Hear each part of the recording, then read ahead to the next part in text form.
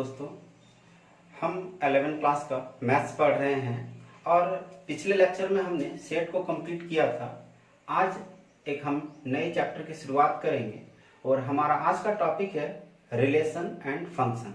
आशा करते हैं आपको तीनों लेक्चर में पूरा का पूरा कॉन्सेप्ट सेट का समझ में आया होगा। अब वो कॉन्सेप्ट का यूज करेंगे हम इस चैप्टर में। यदि आपको सेट अच्छे से समझ में आया है तो ये बहुत ही easy, one of the easiest chapter of mathematics of class 11th है। तो आशा करते हैं आप अच्छे से प्रॉपर से नोट्स बना रहे हैं और समझ रहे हैं चीज़ों को।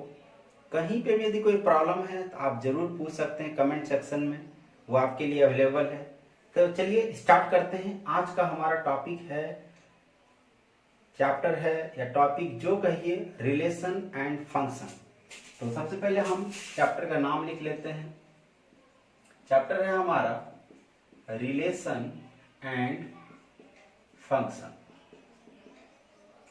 ये चैप्टर बहुत ही आसान है। जब मैं आपको पढ़ाऊंगा, अभी जब पढ़ेंगे हम पूरा चैप्टर, तो आपको लगेगा कि इससे आसान तो चैप्टर है ही नहीं, इसमें कुछ करना ही नहीं है। ये आप बोल सकते हैं, यदि आप 7-8 का स्टूडेंट है तो भी इस चैप्टर को आसानी से सीख सकते हैं। तो relation and function chapter start करने से पहले हम ये भी जानेंगे आखिर रिलेशन का मीनिंग क्या होता है, फंक्शन का मीनिंग क्या होता है। हम इसको दैनिक लाइफ से रिलेट करके एग्जाम्पल के माध्यम से समझने का प्रयास करेंगे। तो चलिए स्टार्ट करते हैं हम रिलेशन और फंक्शन। इसके पहले हम समझेंगे कि कार्टेशियन प्रोडक्ट क्या होता है।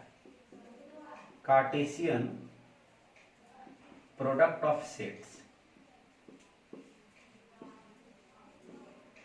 कार्टेशियन प्रोडक्ट ऑफ सेट्स, हम सेट्स का कार्टेशियन प्रोडक्ट निकालना सीखेंगे। ये कार्टेशियन प्रोडक्ट का मतलब आपको पता होगा, product is nothing, it is a type of मल्टीप्लेक्शन।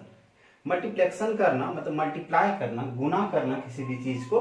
जैसे 4 गुना 2 तो प्रोडक्ट क्या होगा, 8 होगा। लेकिन जब कार्टेशियन प्रोडक्ट की बात करते हैं तो इसमें हम X axis, Y axis, Z axis, मतलब जितना भी तरह का कोऑर्डिनेट है वो चीज लेके हम डिस्कस करेंगे। मान लीजिए कार्टेशियन प्रोडक्ट होता क्या है।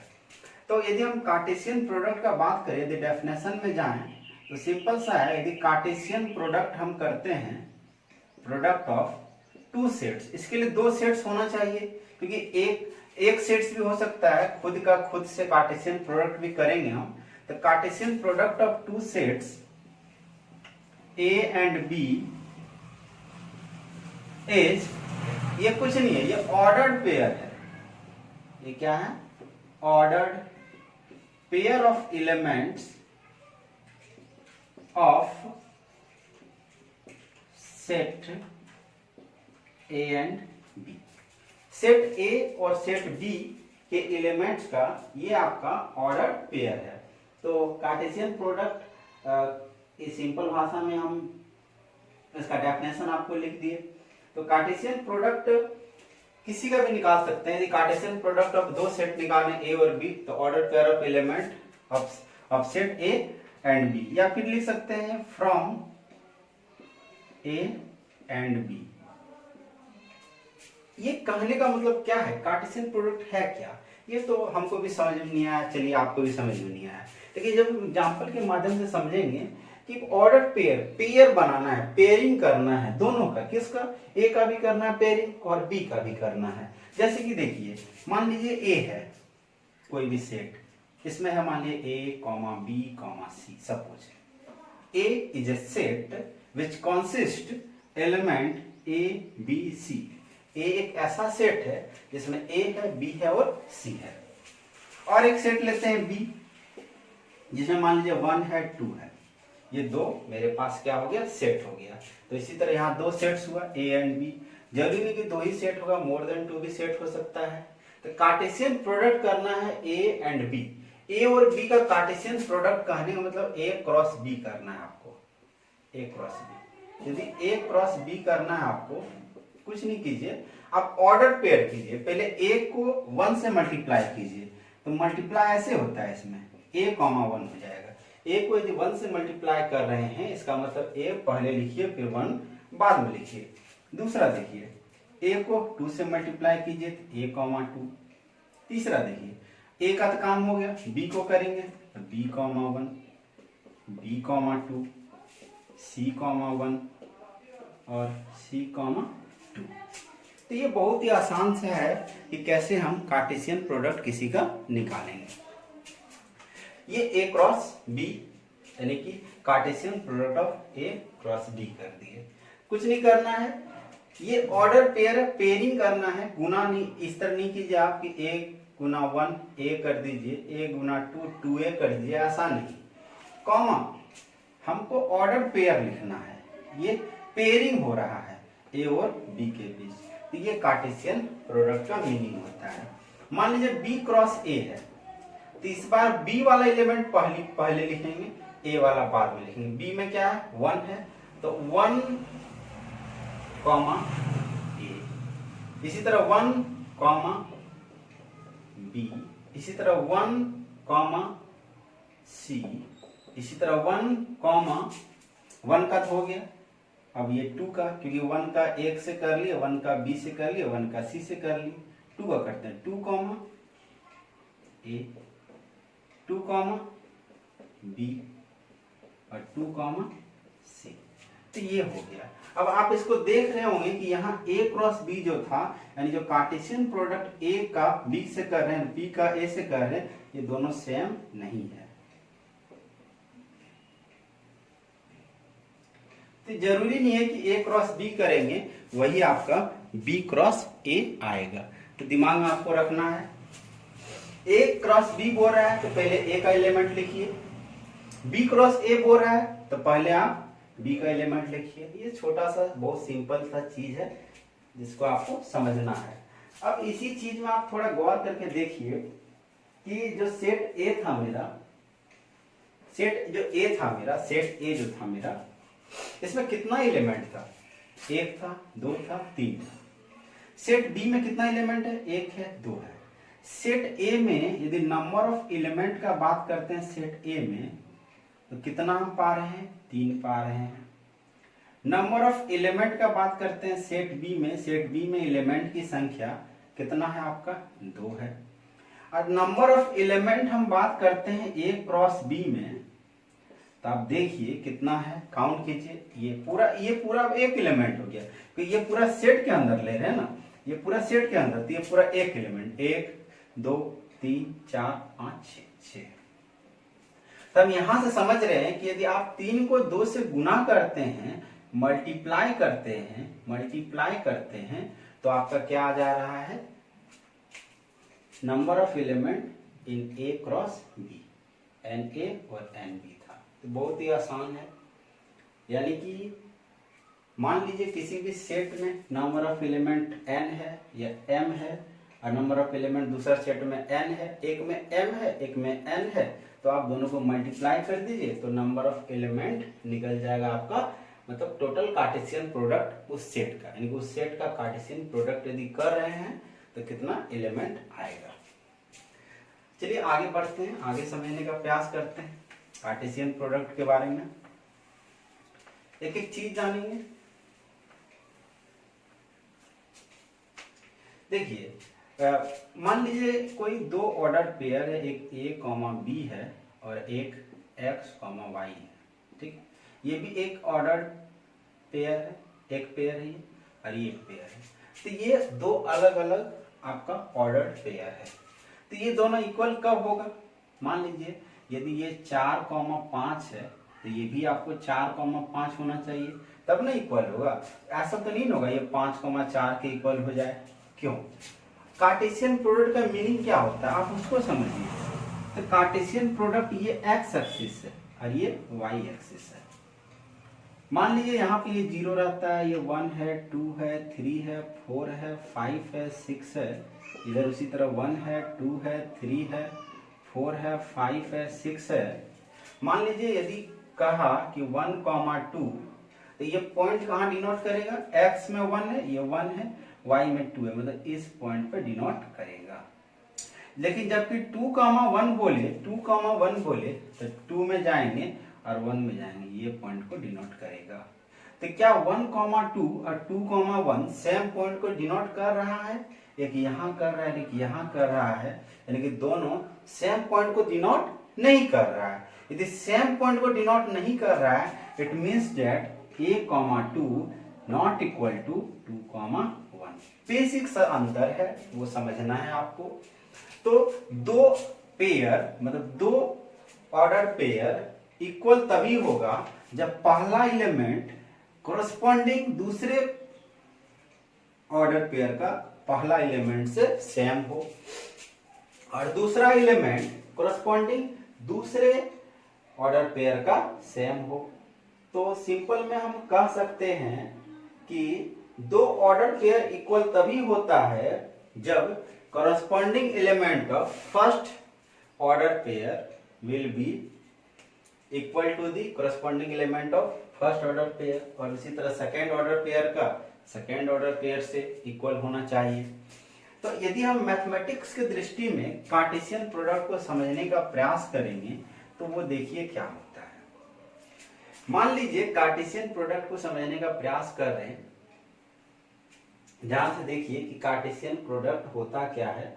एक एक चीज को समझेंगे और समझने का प्रयास करेंगे। मान लीजिए दो मेरे पास नॉन एम्पटी सेट है, two non empty set. Non empty इसलिए बोले क्योंकि कम से कम उसमें एक एलिमेंट तो रहना ही चाहिए। एक भी एलिमेंट नहीं रहेगा तो उसको नॉन एम्पटी सेट कहते हैं। तो two non empty set P and Q, दो non empty set P and Q है। यदि हम कार्टेशियन प्रोडक्ट का बात कर रहे हैं, कार्टेशियन प्रोडक्ट ले रहे हैं P एंड Q का, तो क्या होगा? P क्रॉस Q क्या होगा? P क्रॉस Q कुछ नहीं होगा, ये छोटका P और छोटका Q लिख सकते हैं। P क्रॉस यही ना आएगा, सच डेट ये जो P जो है, ये जो P है छोटा P, ये बड़ा P से बिलोंग करेगा और Q जो है ये आपका कैपिटल Q से बिलोंग करेगा। कहने का मतलब ये जो P है छोटा P, ये किसका एलिमेंट होगा? कैपिटल Q सेट का होगा। और ये जो Q जो एलिमेंट है तो वो किसका होगा? आपका स्मॉल q जो एलिमेंट है ये आपका कैपिटल Q से बिलोंग करेगा। तो ये बहुत आसान चीज है कार्टेशियन प्रोडक्ट को समझना। एग्जाम्पल के माध्यम से भी हम कार्टेशियन प्रोडक्ट समझे हैं। अब ध्यान से समझिए थोड़ा और आगे का कॉन्सेप्ट। एक एक चीज छोटा चीज है उसको क्लियर करते जाएंगे तो हमको अच्छे से समझ में आएगा। आगे देखिए समझिए। मान लीजिए सपोज कि मेरे पास दो सेट है, दो सेट्स है। इसमें दो सेट्स में क्या है कि one of the sets is empty set. दो सेट है जिसमें एक सेट क्या है? एम्पटी है। मतलब कहने का मतलब कि मान लीजिए ए सेट है A, जिसमें 1 2 3 है एलिमेंट, एक सेट B जिसमें एलिमेंट है ही नहीं, 5 एलिमेंट है। तब यदि कार्टेशियन प्रोडक्ट दोनों का करेंगे A क्रॉस B का, तो ये भी 5 ही होगा, क्योंकि A का किससे मल्टीप्लाई करेंगे? B में तो कोई है ही नहीं। तो ये ध्यान रखना है आपको कि यदि दो सेट्स जिसमें कि एक सेट एम्पटी सेट हो जाए, यानी कि एग्जांपल के माध्यम से लिए A बराबर 1 2 3 है, B बराबर 5 है, तो A क्रॉस B जो होगा ये आपका 5 होगा। इसमें B क्रॉस A भी बात करें, B क्रॉस A भी बात करें तो ये भी 5 होगा, क्योंकि एक यदि एम्पटी हो गया तो पूरा का ओवरऑल जो कार्टेशियन प्रोडक्ट होगा वो आपका 5 ही होगा। अब ध्यान से समझने का प्रयास कीजिए। नेक्स्ट चीज कि दो सेट्स जिसमें one of the set is infinite है, कि दो सेट्स है जिसमें कि एक सेट इनफाइनाइट है। कहने का मतलब कि A बराबर आपका 1 2 3 ऐसे इनफाइनाइट तक गया है, B आपका मान लीजिए 2 3 है। तो जब कार्टेशियन प्रोडक्ट कीजिएगा आप A क्रॉस B, तो ये भी क्या आएगा? 1 2 आएगा आपका, 1 को 2 से, फिर 2 को 2 से, 2 3 को पहले 1 को ही लेते हैं, 1 को 2 से, फिर 1 को 3 से, फिर 2 को 2 से, 3 को 3 से, ऐसे ये भी क्या आएगा आपका इनफाइनाइट आएगा। मतलब कहने का मतलब when we take Cartesian product of two sets in which one of the set is infinite, then we can easily say that the Cartesian product of both sets will be infinite। मतलब दो sets है जिसमें एक set infinite है, तो दोनों sets का यदि कार्टेशियन प्रोडक्ट करते हैं तो वो भी सेट्स कैसा होगा आपका इनफाइनाइट होगा। बहुत ही आसान चीज है, आगे समझने का प्रयास करते हैं और एक एक कॉन्सेप्ट को लेंगे और समझने का प्रयास करेंगे इस चैप्टर में। बहुत ही आसान सा चैप्टर है।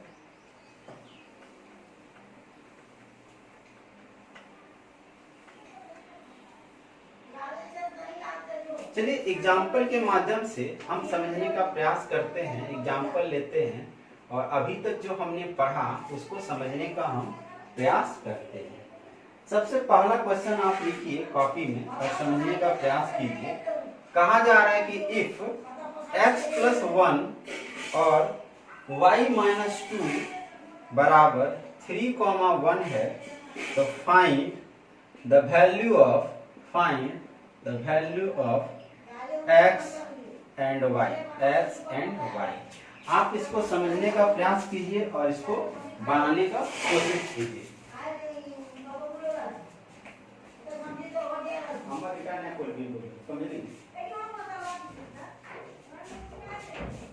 मैक्सी उठाएगी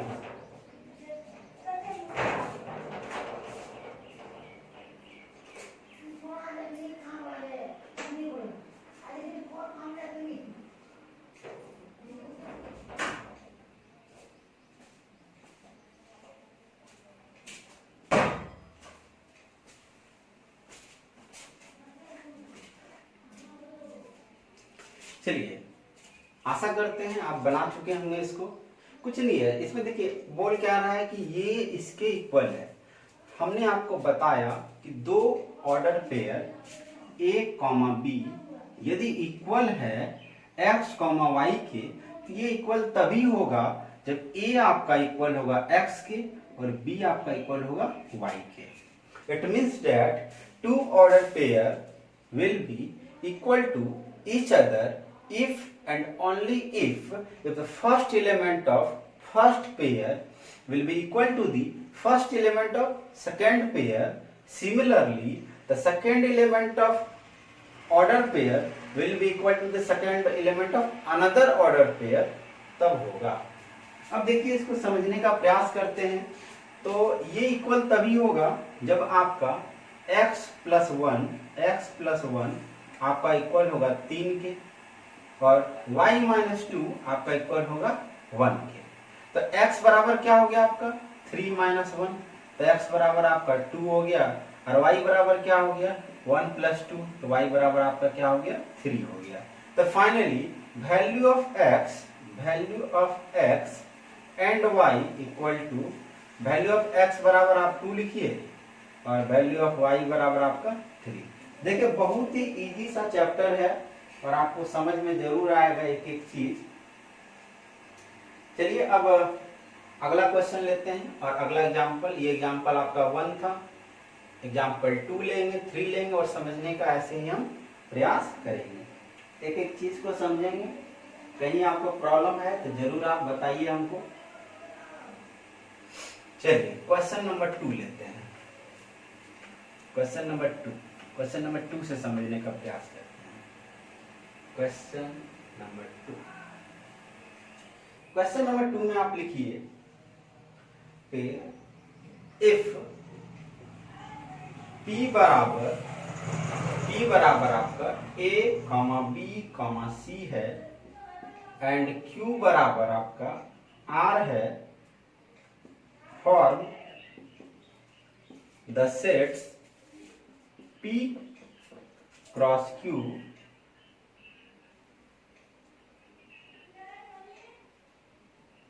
and Q cross P are these two products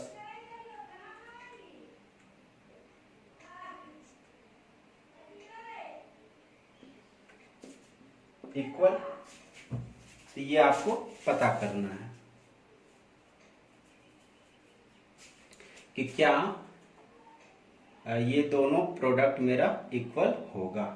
तो एक बार हम P क्रॉस Q करेंगे और एक बार हम Q क्रॉस P करेंगे। चलिए, जब हम P क्रॉस Q करते हैं, P क्रॉस Q करते हैं, तो P क्रॉस Q करते हैं तो पहले आपको P का एलिमेंट लिखना है, फिर आपको Q का एलिमेंट। तो पहले आपका क्या है, A है।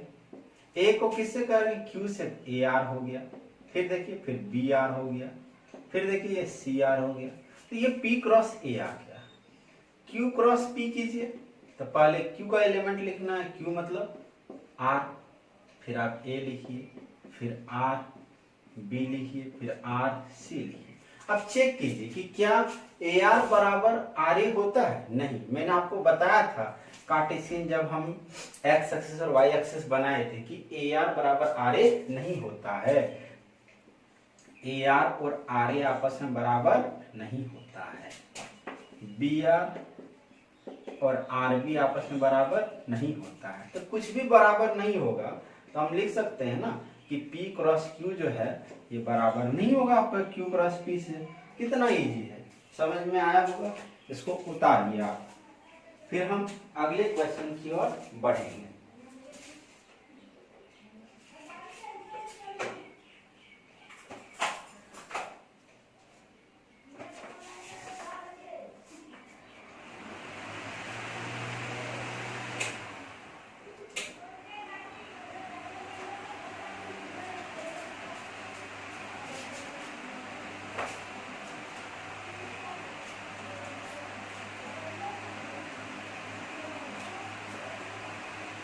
चलिए, आशा करते हैं आप क्वेश्चन को उतार लिए होंगे। अब नेक्स्ट क्वेश्चन की ओर बढ़ते हैं और समझते हैं। अभी तक हमने जो पढ़ा उससे रिलेटेड क्वेश्चन कर रहे हैं। जैसे जैसे हम कॉन्सेप्ट लेते जाएंगे क्वेश्चन का लेवल हम बढ़ाते जाएंगे।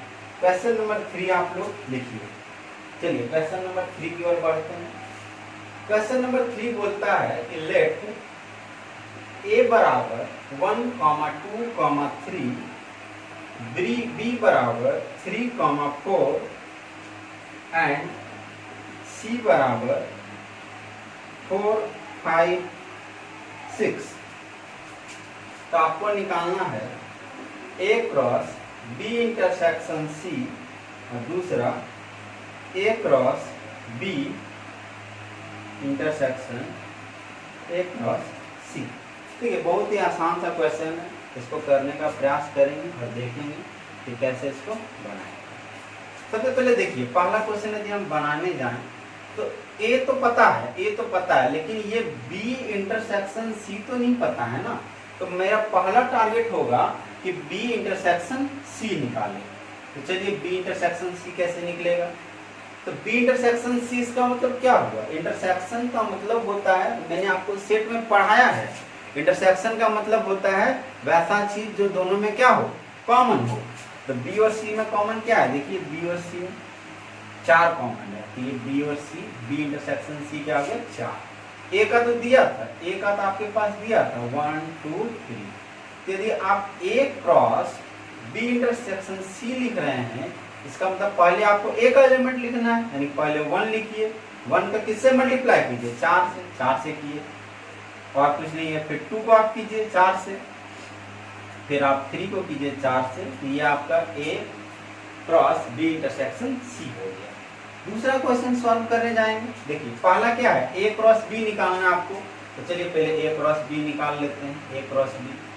तो A क्रॉस B क्या होगा, पहले A का एलिमेंट लीजिए, ये हो गया 1, ये हो गया 3, फिर हो गया ये 1, 4, फिर हो गया 2, 3, 2, 4, फिर आ गया 3, 3, फिर आपको 3, 4। ये आ गया आपका A क्रॉस B का। A क्रॉस C निकालना चाहिए आपको, A क्रॉस C।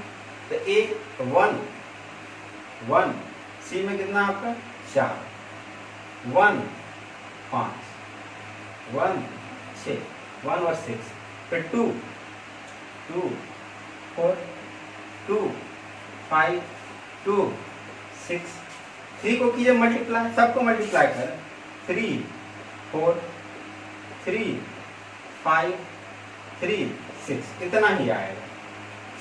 अब निकालना क्या था? निकालना था मेरा ये A cross B intersection A cross C। अब देखिए A क्रॉस B में ये सब है, A क्रॉस C में ये सब है, तो जो कॉमन है इंटरसेक्शन मतलब कॉमन, तो 1 3 1 3 है कहीं, देखिए यहाँ पे 1 1 1 1 3 1 3 नहीं है, 1 3 हटाइए, 1 4, हाँ 1 4 है, तो 1 4, 2 3 2 3 है कहीं, 2 3 नहीं, 2 4, हाँ 2 4 है, 2 4, यहाँ भी 2 4 है, यहाँ भी 2 4, 3 3 है कहीं, 3 3 आपका नहीं है, चलिए 3 3 नहीं है, 3 4 3 4 यहाँ है 3 4, ये आशा करते हैं आपको समझ में आएगा, बहुत ही आसान सा लॉजिक था। 1 4 हो गया आपका, 2 4 हो गया और 3 4 हो गया, तो ये आपको समझ में आया होगा। एक और क्वेश्चन लेते हैं और समझने का प्रयास करते हैं इसको। चलिए इसको मिटा दे रहे हैं, एक और क्वेश्चन ले रहे हैं। आप जितना से जितना ज्यादा क्वेश्चन प्रैक्टिस कीजिएगा आपको समझ में उतना अच्छा आएगा। मेन काम है समझना है, समझने का प्रयास कीजिए आप। क्वेश्चन 4 की ओर बढ़ रहे हैं हम। क्वेश्चन 4 समझ रहे हैं, बोल रहा है मेरा कि इफ p बराबर 1, 2 for the set P cross P। देखिए इस क्वेश्चन में क्या है कि 3 बार आपको करना है, P क्रॉस P, 3 बार करना है, तो कैसे करेंगे ध्यान से देखिए। तो सबसे पहले आप क्या कीजिए, P क्रॉस P निकाल लीजिए एक बार, उसके बाद फिर आप P से कर दीजिएगा, तो P क्रॉस P कैसे निकलेगा, तो 1 2 है, मतलब देखिए P का मान क्या है 1 2, फिर P का मान क्या है 1 2। यदि P क्रॉस P कर रहे हैं मतलब कार्टेशियन प्रोडक्ट P का P से ही कर रहे हैं, तो क्या आएगा, 1 को 1 से कीजिए तो 1 1 को 2 से कीजिए 1 2, 2 को 1 से कीजिए 2 1, 2 को 2 से कीजिए 2 2, ये आपका आ गया। फिर इसको P से करेंगे, इसको P से, फिर P का वैल्यू क्या है 1 2 ही है, यानी P क्रॉस P कीजिएगा तो क्या आएगा, इसको पूरे को 1 से कीजिए तो क्या होगा 1 1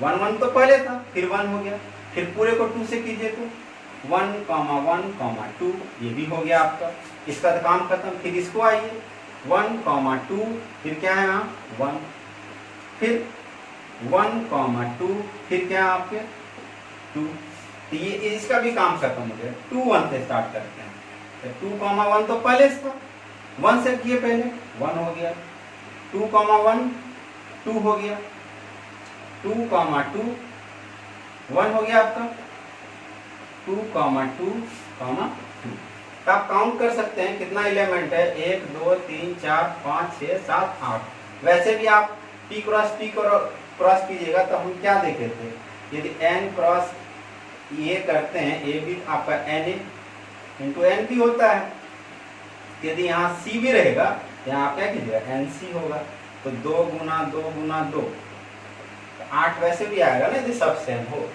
तो बहुत ही आसान सा क्वेश्चन था, आपको समझ में आया होगा कि कैसे हम कैसे हम P से ही हम कार्टेशियन प्रोडक्ट करेंगे। तो ये 4 क्वेश्चन था और अगला क्वेश्चन की ओर बढ़ते हैं और अगला क्वेश्चन समझने का प्रयास करते हैं। इसको मिटा दे रहा हूं।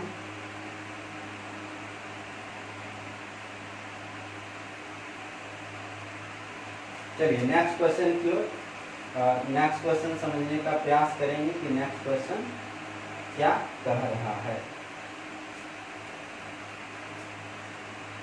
क्वेश्चन लिखिए, बोल रहा है the Cartesian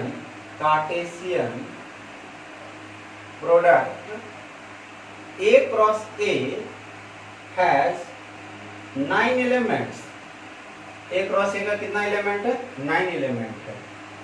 among which are found, इसमें कुछ पाया गया, क्या क्या पाया गया? -1 और 0 एंड 0 और 1। फाइंड दिस सेट ए, पहले ए सेट को निकालिए, and the remaining elements of A cross A। ध्यान से देखिए क्वेश्चन को, इसमें बोल रहा है कि A क्रॉस A कर रहे हैं, it means that we are taking Cartesian product of itself, मतलब A का एक ही साथ कार्टेशियन प्रोडक्ट ले रहे हैं। तो A में कितना एलिमेंट होगा, कैसे पता करेंगे? तो जो कार्टेशियन प्रोडक्ट में जो एलिमेंट आएगा वो तो ए ही से बिलोंग करेगा ना। तो क्या क्या एलिमेंट आ रहा है? आप देखिए -1 भी आ रहा है तो -1 तो एक तो होगा ही, 0 आ रहा है 0 तो होगा ही, 1 भी आ रहा है तो 1 भी होगा। मतलब यही समझ में आया कि ये 3 को एलिमेंट आया है।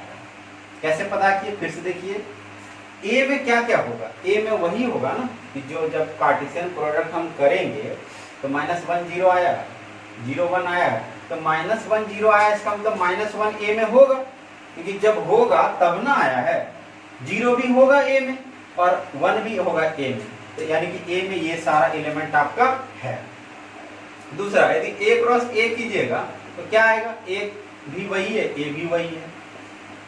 तो ए क्रॉस ए करते हैं तो -1 को पहले सबसे करेंगे, तो -1 आपका हो गया, -1 को -1 से किए, -1, 0 हो गया, -1, 1 हो गया, 0 वाला करते हैं, 0, -1 हो गया, 0, 0 हो गया, 0, 1 हो गया। फिर आप 1 का कीजिए, 1 का, 1, -1 हो गया, 1, 0 हो गया, 1, 1 हो गया। तो आप देखिए क्वेश्चन बोल रहा है find the set A set तो निकाल लीजिए, ए सेट मेरा ये है। Remaining element of A cross ए, ये दो एलिमेंट को छोड़ दीजिए, -1 0 कहाँ है? -1 0 ये वाला, और 0 1 0 1 0 1 आपका 0 1 ये वाला छोड़ दीजिए। तो बाकी 7 एलिमेंट जो बचा, 1 2 3 4 5 6 7, ये 7 एलिमेंट इस क्वेश्चन का आपका आंसर हो जाएगा। तो आशा करते हैं ये आपको कार्टेशियन प्रोडक्ट समझ में आया है। अब कार्टेशियन प्रोडक्ट सीख गए तो अब बढ़ते हैं हम रिलेशन की ओर, रिलेशन हम करना सीखेंगे। तो चलिए रिलेशन स्टार्ट करते हैं और समझने का हम प्रयास करते हैं रिलेशन क्या होता है।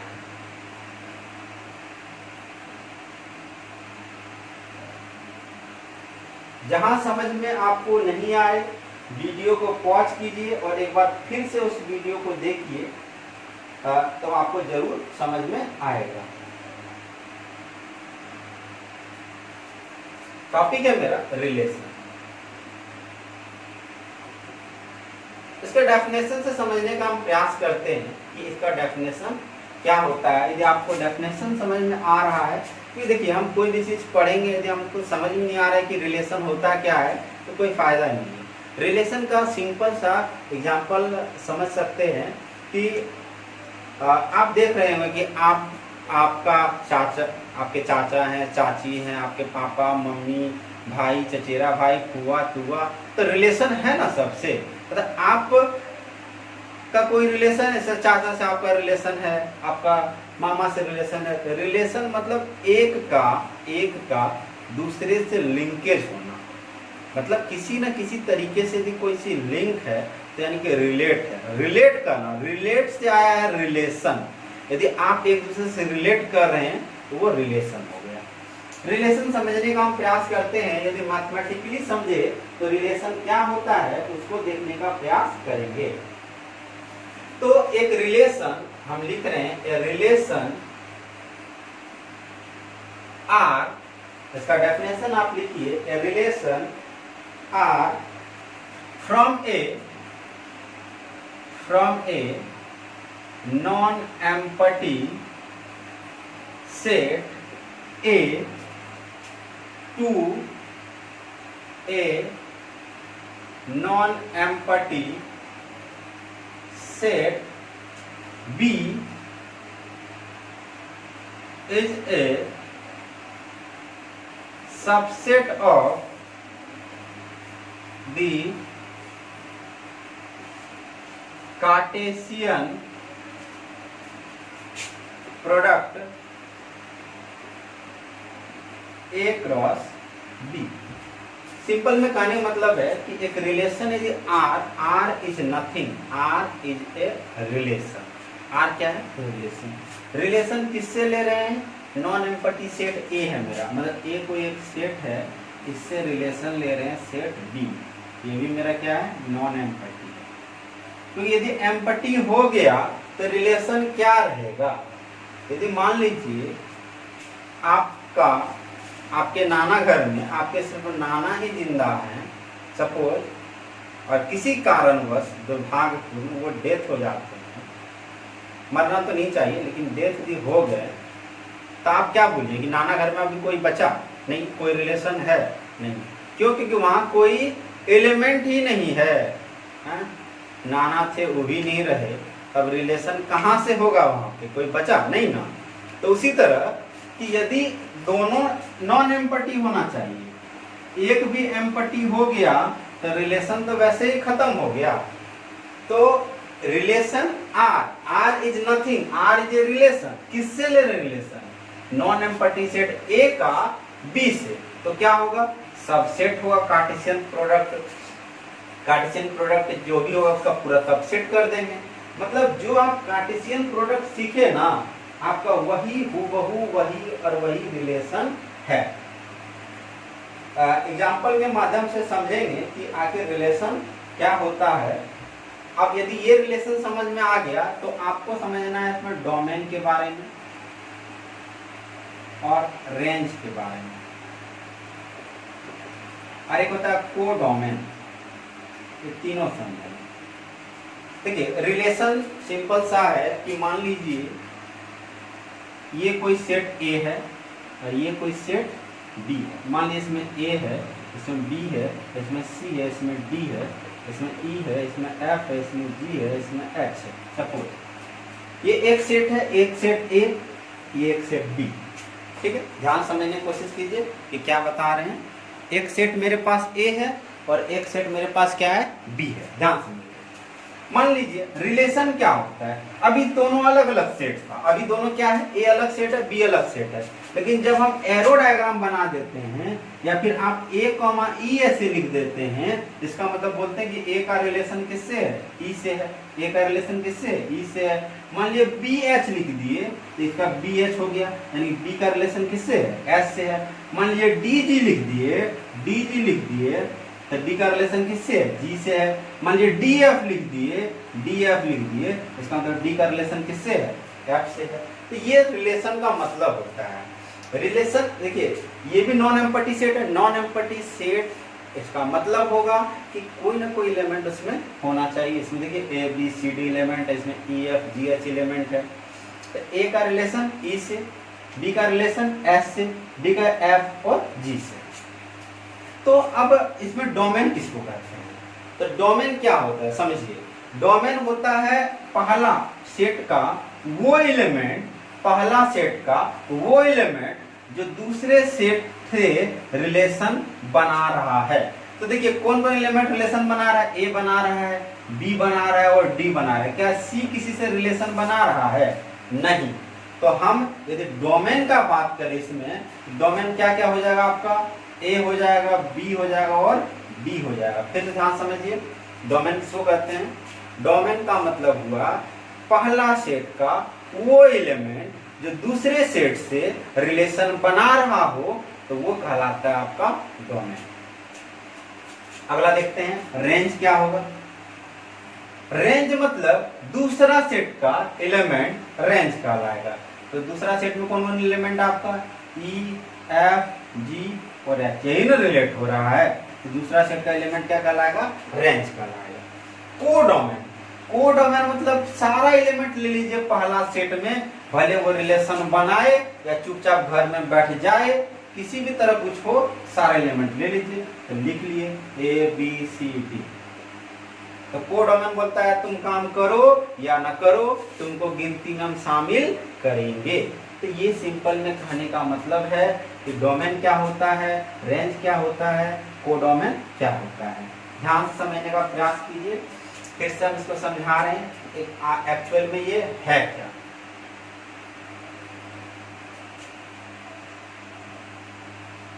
देखिए, यदि रिलेशन समझना है तो आपको सेट तो आना चाहिए। ये एक सेट है, कोई बिना सेट का सेट, ये एक सेट बी है, ये एक सेट ए है, ये सेट इसका बी है आपका। मान लीजिए यहाँ पे 1 है, 2 है, 3 है, 4 है, ये 5 है, ये डी है, ये ई है, ये एफ है, ये जी है। ध्यान से समझिए, रिलेशन कहने का मतलब हो गया कि ए वाला पहला वाला तीर चलाएगा, पहला वाला तीर चलाएगा, दूसरा वाला तीर खाएगा।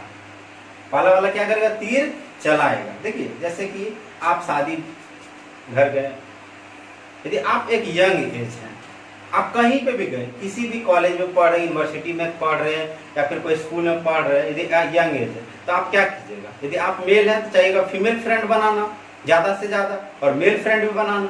आप मान लीजिए फीमेल है तो आप चाहिएगा मेल फ्रेंड बनाना। मतलब कि आप चाहेंगे कि रिलेशन मेरा बने। क्या चाहेंगे आप, रिलेशन मेरा बने। और रिलेशन क्या जरूरी है कि एक एगो से रहेगा, नहीं, एक से बहुत ज्यादा रिलेशन हो सकता है। सिंपल में कहने का मतलब है कि हम जैसे हैं, एक मेरा ये दोस्त है, अगर मेरा एक क्लास 11 में दोस्त है, क्लास 12 में दोस्त है, एक रिलेशन है, दोस्ती का रिलेशन है। Relation can be any type, कोई भी तरह का रिलेशन हो सकता है। तो पहला वाला क्या करेगा, तीर। देखिए, पहला वाला तीर चलाएगा, पहला वाला तीर लीजिए, तीर चला दिया, ये तीर चला दिया। ये बता रहा है कि ए डी से रिलेट कर दिया, बोला ए हम डी से रिलेशन बना लिए, तुमको जो खाना उखाड़ लो, हम डी से रिलेशन बना लिए। ए बोल रहा है कि हम सिर्फ डी से का है, हम जी से भी रिलेशन बनाएंगे, जो उखाड़ना उखाड़ लो। बोला ठीक है, रिलेशन बना लिया, रिलेशन है तो अपनी जगह पे है। तू बोल रहा है कि नहीं हम भी डी से बनाएंगे, तू क्या बोल रहा है, हम भी डी से बनाएंगे रिलेशन। जरूरी थोड़े है कि ए मान लीजिए कोई ये लड़का है, ये कोई लड़की है, ये लड़का इसका दोस्त है, ये लड़का क्या इसका दोस्त नहीं हो सकता है, हो सकता है ना, रिलेशन तो हो ही सकता है ना। डेली लाइफ में एग्जांपल देखिए, रिलेशन किसी भी तरह का हो सकता है। आजकल तो पता नहीं रिलेशन का अंधाधुन यूज मिसयूज चल रहा है, वो छोड़िए, अलग बात है। अब देखिए, तीन का मान लीजिए ई से रिलेशन कर दिए, 5 का मान लीजिए एफ से रिलेशन कर दिए, बेचारा 4 का रिलेशन किसी से हो नहीं पाया। तो बहुत ऐसा भी स्टूडेंट होता है इसका कोई रिलेशन नहीं हो पाता। जैसे कि अपना एग्जांपल ले रहे हैं, छोड़िए इसको मजाक नहीं सीमित रहने दीजिए। ये 4 है, ये अकेला है, इससे कोई रिलेशन है ही नहीं। तो आगे बढ़ते हैं, आगे समझने का प्रयास करते हैं कि क्या है। तो रिलेशन आप इस सिंपल में समझिए, यदि 2 सेट है मेरे पास, ए है और बी है, यदि दोनों में रिलेशन बनाना है तो पहला वाला तीर चलाएगा। तीर चलाना मतलब आप समझ रहे होंगे अपने भाषा में कि मान लीजिए एक तरफ बॉयज है, एक तरफ गर्ल्स है, तो तीर चलाना मतलब समझ रहे होंगे, बहुत सारा तीर चलता है। तो इधर मान लीजिए ए, मान लीजिए लड़का का ग्रुप है, ये इंग्लिश में लिख देते हैं क्योंकि आप इंग्लिश नहीं पढ़ रहे। मैं तो वैसे इंग्लिश हिंदी कुछ होता नहीं है। ये बॉयज है, ये गर्ल्स है, ठीक है। ध्यान समझने की कोशिश कीजिए क्या हम बता रहे हैं कि ये बॉयज है, पहला लड़का बोलता है कि हम डी से भी बनाएंगे रिलेशन और जी से भी बनाएंगे, बाकी का लड़का कोई आपत्ति होना नहीं चाहिए, रिलेशन बना रहे क्या आपत्ति है, ठीक है। तो ए डी से भी बना दिया, जी से भी बना दिया। दूसरा बोला कि नहीं तुम डी से का, हम भी डी से बनाएंगे, बोला ठीक है तुम भी बना लो। तो रिलेशन बन रहा है। तो रिलेशन में पहला वाला सेट तीर चलाता है, और जो तीर चलाता है वही तो डोमेन कहलाता है। ये कितना सिंपल है। पहला वाला से जो भी लड़का तीर चलाएगा वो लड़का डोमेन कहला जाएगा। दूसरा वाला जिस लड़की को तीर लगेगा वो आपका क्या कहला जाएगा, रेंज कहला जाएगा। कितना इंटरेस्टिंग। देखिए यही तो relation function one of the easiest chapter है। आपको समझ में आएगा, फिर समझिए एकदम इंटरेस्ट लेके। जो तीर चलाएगा वो डोमेन कहलाएगा, जो तीर खाएगा वो रेंज कहलाएगा, और जो बच गया और जो चला भी रहा है पूरा का पूरा ए को, इस पूरा का पूरा लड़का के मेंबर को कोडोमेन कहते हैं। क्या कहते हैं? कोडोमेन। इसमें वो भी आएगा जो तीर चला रहा है और वो भी आएगा जो तीर नहीं चला रहा है, खा रहा है, तो वो तो रेंज में आ गया। समझ में आएगा आपको? तो ये हुआ रिलेशन। ये क्या हुआ? रिलेशन। और सबसे इंटरेस्टिंग देखिए फंक्शन। आप इसके बाद में फंक्शन पढ़ाऊंगा, तो अभी ये आपको मैं लॉजिक बता दे रहा हूँ फंक्शन होता क्या है। फंक्शन में क्या है? Function is also a type of relation. जैसे समझिए कि मान लीजिए ए कोई लड़का है, इसको कोई डी लड़की से मोहब्बत हो गया और जी भी लड़की से मोहब्बत हो गया, दोनों में रिलेशन बन गया है। अब मान लीजिए ये शादी करना चाहेगा, दोनों में किसी एक से करेगा ना, या मान लीजिए दोनों से बोले हम शादी करेंगे, तो घर वाला थपियाएगा, इसको करबे करेगा ना, क्योंकि एगो से देखिए रिलेशन तो बना लो, लेकिन फंक्शन बेटा तभी होगा जब किसी एक से शादी होगा। फंक्शन मतलब आप सिंपल भाषा में देखिए कि अब फंक्शन कब होता है? जब शादी ब्याह होता है, जब कोई अच्छा कार्य होता है, शुभ मुहूर्त होता है, तो एक का फंक्शन तभी बनेगा, ध्यान देखिए, फंक्शन तभी बनेगा जब एक लड़का एक के तीर चलाना चाहिए। यदि एक लड़का दो तीर चला दिया तो बड़ा नाइंसाफी कर दिया, तो बोला फंक्शन नहीं है, तुम एक को तीर चलाओ, जिसको चलाना है एक को तीर चलाओ। तो अभी ये रिलेशन है, लेकिन ये लड़का क्या कर दिया? दो तीर चला दिया, तो यहाँ बोला फंक्शन ने बर्बाद कर दिया। यदि ये हटा देते हैं, बोले ये तीर हट जाओ, ये तीर हट जाओ। अब इधर देखिए, उधर मत जाइए, उधर मत देखना है, जो भी देखना है आपको लड़का तरफ देखना है, जो भी देखना है आपको सिर्फ ये भी देखना है।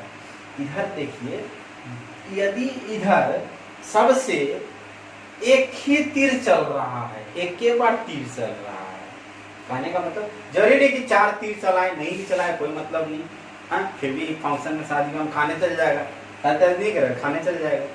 ध्यान समझिए, यदि सेट ए में सेट बी से, सेट ए का एलिमेंट यदि सेट बी से सिंगल टू सिंगल रिलेशन रखे, मतलब एक का एक वो रिलेशन हो, कहने मतलब समझिए कि set A, each element of set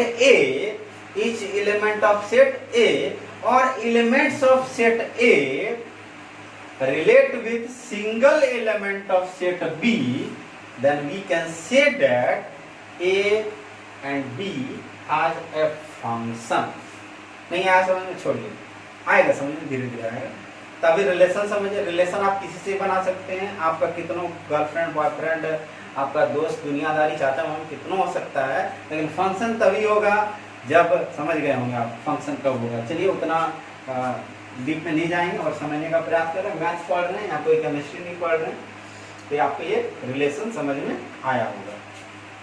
आगे बढ़ते हैं। बहुत ही इजीएस्ट चैप्टर है रिलेशन, इससे तो आसान चैप्टर है ही नहीं। आगे देखते हैं, आगे समझने का प्रयास करते हैं कि आखिर ये रिलेशन होता क्या है। एक क्वेश्चन लेते हैं, क्वेश्चन से समझने का प्रयास करेंगे।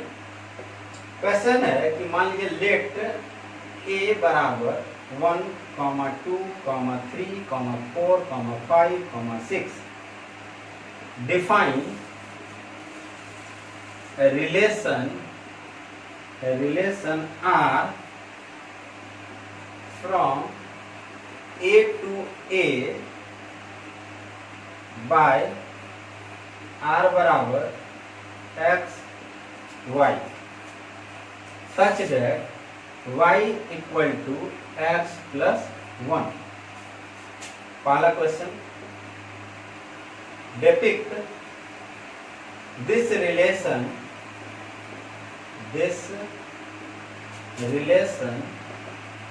using an arrow diagram। दूसरा है right domain, codomain and range of R। बहुत ही आसान चीज है, समझने का प्रयास कीजिए कि क्या बोल रहे हैं। देखिए ध्यान से, ए का ए से ही बोल रहा है, depict this relation using arrow diagram. Arrow diagram मैंने बताया था आपको कि एक ये दो एरो डायग्राम बना देंगे, ये एरो डायग्राम है, ये एरो डायग्राम है। ए का ए से ये भी ए है, ये भी ए है। तो ए है तो यानी कि क्या क्या होगा यहाँ पे, 1 होगा, 2 होगा, 3 होगा, 4 होगा, 5 होगा, 6 होगा। यहाँ पे भी क्या होगा, 1 होगा, 2 होगा, 3 होगा, 4 होगा, 5 होगा और 6 होगा। तो जो होगा उसको होने दीजिए और उसको अच्छे से लिखिए। अब सबसे पहले आर निकाल लीजिए। आर निकालेंगे तब ना तीर खींचेंगे कि कौन किसको मार रहा है तीर। आर में क्या आएगा, ध्यान से देखिए। आर में बोल रहा है कि एक्स वाई, एक्स और वाई होगा, और एक्स और वाई तो इसी से बिलोंग कर रहा है ना, एक्स का भी मान यही है, वाई का भी मान यही, इसी से बिलोंग करना चाहिए। ध्यान से रखिए, इसी से बिलोंग करना चाहिए, एक्स और वाई दोनों।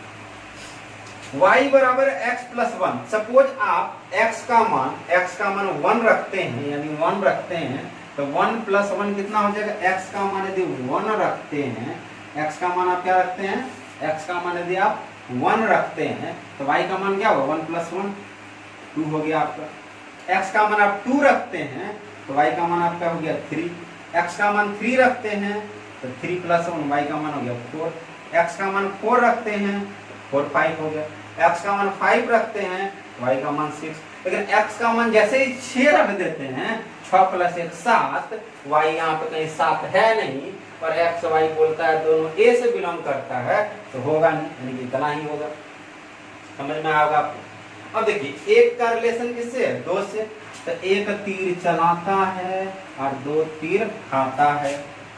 एरो डायग्राम बना रहे पहला। दूसरा, 2 का किससे, 3 से, 2 चलाता है 3 खाता है। 3 का किससे, 4 है, 3 चलाता है 4 खाता है। 4 का 5 से, 4 का 5 से, और 5 का आपका 6 से, 5 का आपका 6 से। तो ये आपका कंप्लीट हो गया एरो डायग्राम। पहला है डोमेन। डोमेन तो मैंने आपको पहले बताया है कि डोमेन वह होता है जो तीर चला रहा है। तीर कौन कौन चला रहा है, 1 2 3 4 5, यानी तीर जो चला रहा है उसको लिख दीजिए आप डोमेन।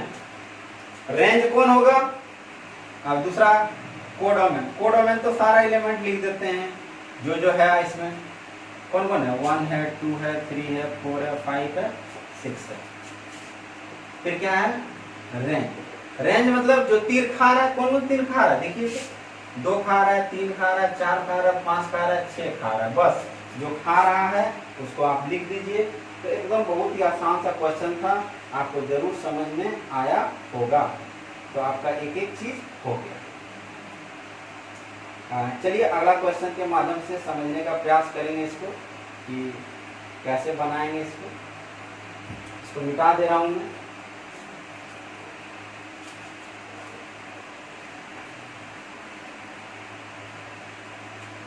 बहुत ही आसान सा चैप्टर है।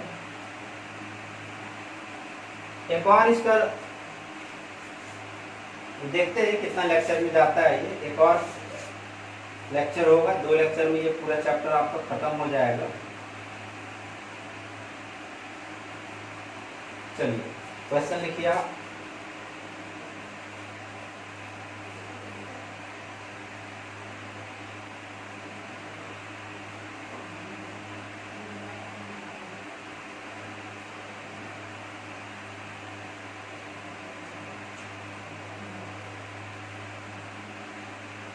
क्वेश्चन है, लेट ए बराबर 2 3 5 एंड जो आर है, आर बराबर 2 3 2 5 3 3 3 5 ये है। आपको शो करना है, so that R is a binary relation on A, find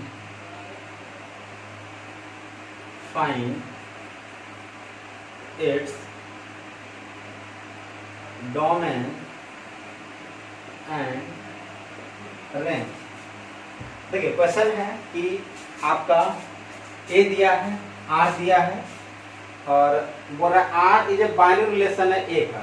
तो ये आर मतलब कुछ कुछ वैल्यू है, तो हम यदि हम ए क्रॉस ए निकालते हैं, ए क्रॉस ए निकालते हैं, ठीक है, कब आप चेक कर सकते हैं कि आर बाइनरी रिलेशन है या नहीं। बाइनरी रिलेशन ए का मतलब कि ए क्रॉस ए में क्या रिलेशन है, और रिलेशन तभी होगा जब आर एक सबसेट होगा, आर एक सबसेट होगा ना ए क्रॉस ए का, तब ना जाके हम बोल सकते हैं कि वो रिलेशन है। तो ए क्रॉस ए निकालिए, ए क्रॉस ए में क्या आएगा 2,2, 2 का 2 इसे कर रहे हैं, फिर आपका 3,2, फिर आपका 5,2। नहीं समझ में आया ध्यान लिख ले रहे हैं। ए बराबर है 2, 3, 5, दूसरा भी ए बराबर आपका 2, 3, 5। तो 2 को 2 से किए, 2 को 2 से, फिर 2 को 3 से, फिर 2 को 2 से किए, 2 को 2 से, फिर 2 को 3 से कीजिए, 2, 3 हो गया, 2, 5 हो गया। 3 वाला करते हैं, 3 को 2 से कीजिए, 3 को 3 से कीजिए, 3 को 5 से कीजिए, 5 को करते हैं, 5 को 2 से किए, 5 को 3 से किए, 5 को 5 से किए। अब ध्यान से देखिए ए क्रॉस ए आया, क्या जो आर है क्या ये सारा एलिमेंट ए क्रॉस ए में है? यदि है तो हम बोल सकते हैं आर एक बाइनरी रिलेशन है। 2, 2,3 हाँ है, 2,5 है, 2,5 है, 3,3 है, 3,5 है, तब तो है ही ना। यानी कि आर का जितना भी एलिमेंट है, आर का जितना भी एलिमेंट है तो वो ए क्रॉस ए में है, तो बोल सकते हैं कि आर इज ए सबसेट है, subset of A cross A, hence R is a binary relation. R is a binary relation on A. तो बाइनरी रिलेशन ऑन ए कैसे पता किए, समझ में आपको आ गया होगा, बहुत ही आसान सा है। आगे देखते हैं, आगे समझने का प्रयास करते हैं। दूसरा इसी में क्वेश्चन है, ये तो निकल गया। दूसरा क्वेश्चन था, इसमें आपको डोमेन निकालना है और रेंज निकालना है। क्या निकालना है आपको? डोमेन। तो डोमेन मैंने आपको बताया था कि डोमेन वो होता है, डोमेन कौन होता है? वो होता है जो तीर आपका चला रहा है। तीर आपका कौन कौन चला रहा है? आप देखिए तीर कौन कौन चला रहा है आपका। तो तीर चलाने वाला यहाँ पे 2 चला रहा है तीर, चलिए 2 चला रहा है, 2 को 2 बार में लिखेंगे और फिर 3 चला रहा है। जो चला रहा है उसको पहले लिखते हैं ना, वो 2 चला रहा है, 2 तो लिख दिए, 3 चला रहा है। और रेंज कौन तीर खा रहा है? कौन खा रहा है जी? 3 खा रहा है तीर, 5 खा रहा है, फिर ये 3, 5 है, मतलब यही खा रहा है, 3 और 5 खा रहा है। तो आपका ये डोमेन निकल गया, आपका ये रेंज निकल गया। कितना आसान सा है, बहुत ही आसान है कि डोमेन और रेंज निकालना। अगला क्वेश्चन लेते हैं और समझने का प्रयास करते हैं कैसे कैसे क्वेश्चन एग्जाम में पूछे जा सकते हैं। एक एक क्वेश्चन को मैं डिस्कस करूंगा ताकि किसी भी तरह का आपको प्रॉब्लम ना हो, कोई भी तरह का समस्या ना हो। चलिए अगला लेते हैं और अगला समझने का प्रयास करते हैं।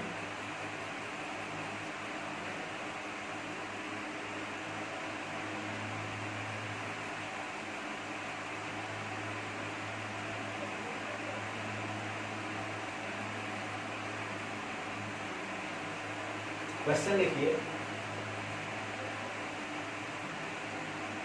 लेट ए बराबर 1, 2, 3, 6, 3, 4, 6 एंड आर बराबर A B such that A B belongs to A and A divides B. Number 1, write R in roster form. दूसरा, depict एरो डायग्राम भी बनाइए आप। और तीसरा, फाइंड डोमेन एंड रेंज। चलिए समझने का प्रयास करते हैं क्या कह रहा है। बहुत ही आसान है, रिलेशन बोले ना इजीएस्ट चैप्टर है, आपको एक एक चीज समझ में आएगा। देखिए ध्यान से, सबसे पहले आर निकालिए और रोस्टर फॉर्म में लिखना है। रोस्टर फॉर्म में मतलब एक एक को आपको डिस्क्राइब करके लिखना है। किसका किसका रिलेशन है, बोल रहा है कि आर एक है ए और बी से, ए बी दोनों ए ही से बिलोंग कर रहा है, मतलब कहने का मतलब ए का रिलेशन ए ही से कर रहे हैं हम, ठीक है। लेकिन कंडीशन दिया है कि ए जो है ए मतलब पहला वाला, बी मतलब दूसरा वाला, ए जो है डिवाइड करे बी को। तो यदि हम इसमें लिखना चाहें ए 1 2 3 4 6, ये सारा स्मॉल ए वाला है, ठीक है। और इधर भी ए ही होगा 1 2 3 4 6, लेकिन ये बी वाला होगा, ये पहला वाला होगा, ये बी दूसरा वाला, क्योंकि दोनों ए से बिलोंग कर रहा है। अब रिलेशन लिख रहे हैं आर, ध्यान से देखिए। बोलता ए जो है ना, ए वो डिवाइड करे बी को, तो यदि 1,1 लिखते हैं तो क्या सही होगा? क्या 1 1 को डिवाइड करता है? हाँ करता है। दूसरा 1,2 1 2 को भी डिवाइड कर रहा है, 1 तो सबको डिवाइड कर रहा है, तो ये सब लिख सकते हैं, ठीक है। अगला देखिए, 2 वाला देखिए, 2 क्या 1 को डिवाइड करता है? 2 1 को काटता है? नहीं, तो नहीं लिखना है। क्या 2 2 को काटता है? हाँ, तो 2,2। क्या ये 2 3 को काटता है? नहीं। क्या 2 4 को काटता है? हाँ, 2,4। क्या ये 2 6 को काटता है? हाँ, 2,6। अब देखिए अगला 3, क्या 3 1 को काटता है? ना। 3 2 काटता है? ना। 3 3 को? हाँ, 3,3। क्या 3 4 को? ना। 3 6 को? हाँ, 3 6। 4 आ गए। 4 क्या 1 को काटता है? ना, डिवाइड नहीं करेगा। 4 2 को? नहीं। 4 3 को? नहीं। 4 4 को करेगा। 4 6 को? नहीं। 6 देखिए, 6 1 को? नहीं। 2 को भी नहीं, 3 को नहीं, 6 6 को करेगा। 6 तो ये आपका फाइनली क्या आ गया? रोस्टर फॉर्म में सबका वैल्यू आ गया। अब हो रहा है कि depict the arrow diagram. Arrow diagram बनाना है, उसके बाद आपको डोमेन और रेंज लिखना है। एरो डायग्राम बना रहे हैं। एरो डायग्राम देखिए ध्यान से, क्या 1 है, 2 है, 3 है, 4 है, 6 है। इधर भी 1 है, 2 है, 3 है, 4 है और 6 है। पहला 1,1, 1 का रिलेशन 1 से, ठीक है। 1,2, 1 का रिलेशन 2 से, ठीक है। 1,3, 1 का 3 से। 1,4, 1 का 4 से। 1,6, 1 का 6 से, ठीक है। 2,2, 2 का 2 से। 2 का 4 से। 2 का 6 से। 2 का 6 से। 3 का 3 से। 3 3 से। 3 3 6 से। 4 4 4 से और 6 6 से। तो ये आपका गिरमिजा गया, जो भी हुआ यही आपका क्या है? रिलेशन है। देख लो रिलेशन कितना खतरनाक है। लेकिन फंक्शन देखिए, फंक्शन खतरनाक नहीं होगा।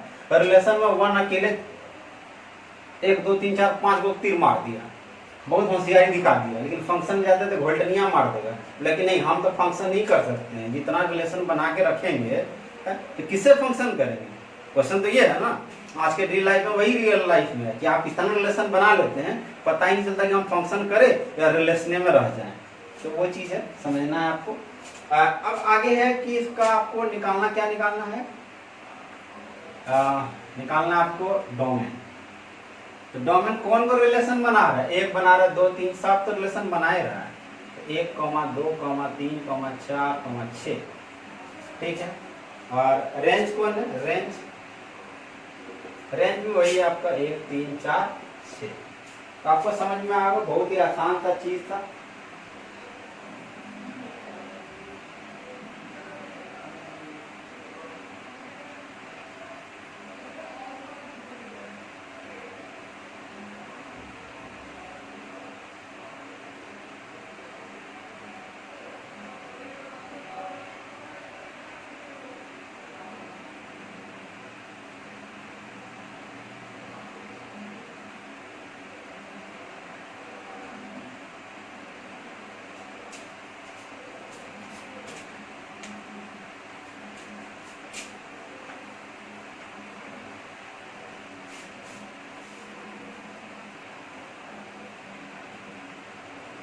तो ये रिलेशन आपको समझ में आया होगा। चलिए आगे हम बढ़ते हैं और फंक्शन की ओर बढ़ते हैं। तो फंक्शन का कुछ एग्जाम्पल समझने का प्रयास करते हैं। ये फंक्शन होता क्या है।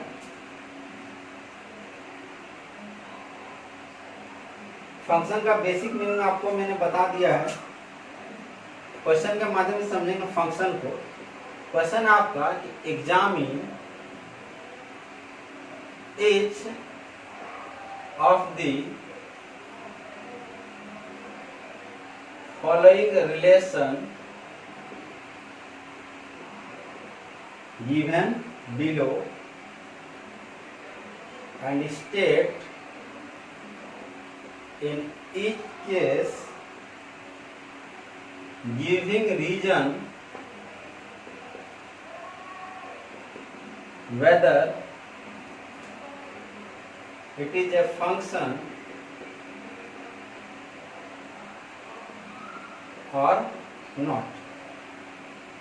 पहला है r बराबर दिया 2,1 3,1 4,1 4,2, ठीक है। दूसरा आपका है r बराबर 2,2 2,4 3,3 और 4,4।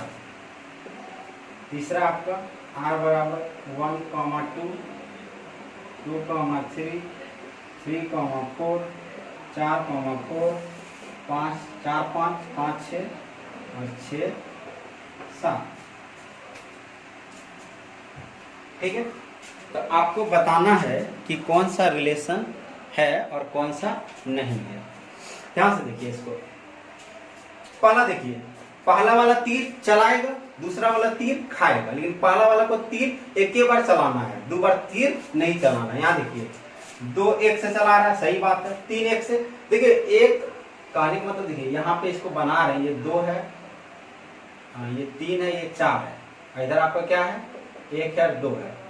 2 1 के साथ है, 2 1 के साथ है, चलिए ठीक है। 3 भी 1 के साथ है, तो ये 2 तीर खाए इससे फर्क नहीं पड़ेगा। ध्यान सुनिए, सेकंड वाला 2 तीर खाए कोई फर्क नहीं पड़ेगा। पता नहीं क्यों उल्टा लिख दिया है। ये तीर जब ये चला सकता है, इसको भी चलाना चाहिए था ना फंक्शन, थोड़ी वो सब अलग बात है। लेकिन मेरा कहने का मतलब है, समझ रहे होंगे आप, कि आदमी जो भी है इधर ए वाला, उसको एक के तीर चलाना है, दूसरा तीर चला दिया बेटा तो सारा फंक्शन खत्म हो जाएगा। तो 2 1 तीर चला रहा है, 1 तीर चला रहा है, सही बात है। 3 भी 1 तीर चला रहा है, 4 भी 1 तीर चला रहा है, तो फंक्शन है। यस फंक्शन है। पूरी दुनिया यहाँ खिलाने मिल जाएगा, समझा। दाल भात जो भी खिलाएगा तुमको स्पेशल वैरायटी फंक्शन होगा वहाँ। यहाँ देखिए 2 को मार रहा है तीर, 2 4 को मार रहा है, सब फंक्शन बर्बाद कर दिया। इतना मतलब खत्म है, फंक्शन बर्बाद कर दिया। सोच रहे हैं आप, यहाँ देखिए 1 को 2 से, ठीक है, 1 1 तीर चला रहा है, 2 भी 1 1 सब 1 1 तीर चला रहा है, ये फंक्शन है। सिंपल में मतलब कहने का मतलब है कि एक जो है एक, वो एक से ही रिलेट होना चाहिए, यानी कि इसका जो इमेज होना चाहिए वो एक ही को होना चाहिए सेकेंड। तो ये आपका कहने का मतलब है आपका फंक्शन का, ठीक है। आपको समझ में आया होगा कि यूनिक इमेज होना चाहिए। 2 का जैसे आप एक ही इमेज है, 3 का भी एक ही इमेज है, 4 का एक ही इमेज है। फंक्शन का सिंपल कहने का मतलब है, ध्यान सुनिए, फंक्शन का सिंपल कहने का मतलब है, यदि ए बी सी है, ये 1 2 3 है, ए का एक ही को इमेज होना चाहिए बी में, तो एक का एक 2 को इमेज हुआ तो फंक्शन खत्म। दूसरा भाषा में कहेंगे तो एक ही को तीर चलाना चाहिए, 2 तीर चलाया तो फंक्शन खत्म हो गया, बड़ी दिक्कत हो गया, फंक्शन खत्म नहीं करना है। अब हम कुछ स्टैंडर्ड फंक्शन के बारे में समझने का प्रयास करेंगे। तो आप भी लिखिए टॉपिक डाल के, कुछ standard function, some function and there graph. कुछ फंक्शन के बारे में पढ़ेंगे और उसके ग्राफ के बारे में पढ़ेंगे। पहला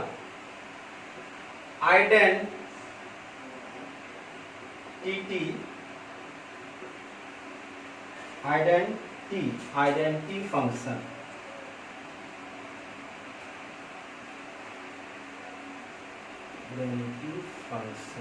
आइडेंटिटी फंक्शन पहला।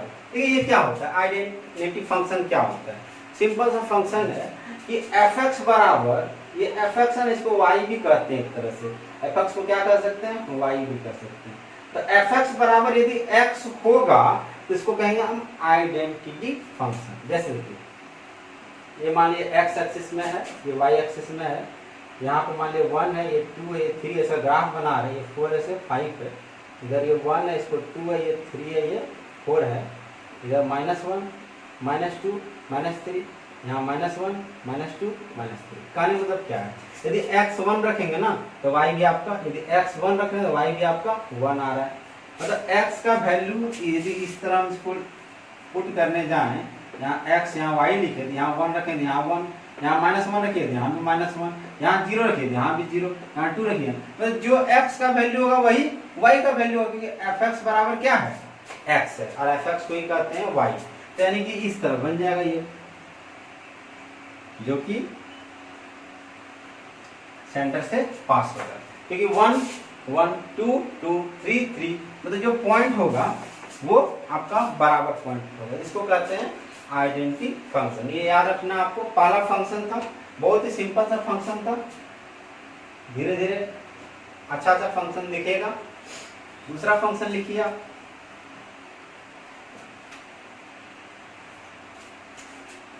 दूसरा फंक्शन है आपका कांस्टेंट फंक्शन। देखिए कांस्टेंट फंक्शन क्या है, नाम से पता चल रहा है कि f(x) बराबर c होगा। c में भी कांस्टेंट कुछ भी हो सकता है, f(x) बराबर 2 भी हो सकता है। तो कहने का मतलब यदि हम इसका ग्राफ बनाएंगे, ये x एक्सिस, f(x) मतलब y, तो y का मान c, y एक्सिस चेंज नहीं होगा। मतलब यदि 1 ले रहे हैं, 2 3 4, यदि y का मान 3 है ऐसे ही हो जाएगा। इसको कहते हैं कांस्टेंट फंक्शन, कि भले x तो बदल रहा है लेकिन y बदल नहीं रहा है। तो y बराबर f(x) बराबर c, कांस्टेंट फंक्शन। तो वीडियो काफी लंबा हो जाएगा नहीं तो, और नेक्स्ट क्लास में हम बाकी बचे फंक्शन को डिटेल में पढ़ाएंगे। अभी तक लगभग आपको बहुत कुछ समझ में आया होगा। तो चलिए मिलते हैं नए क्लास में, इसी को आगे कंटिन्यू करेंगे।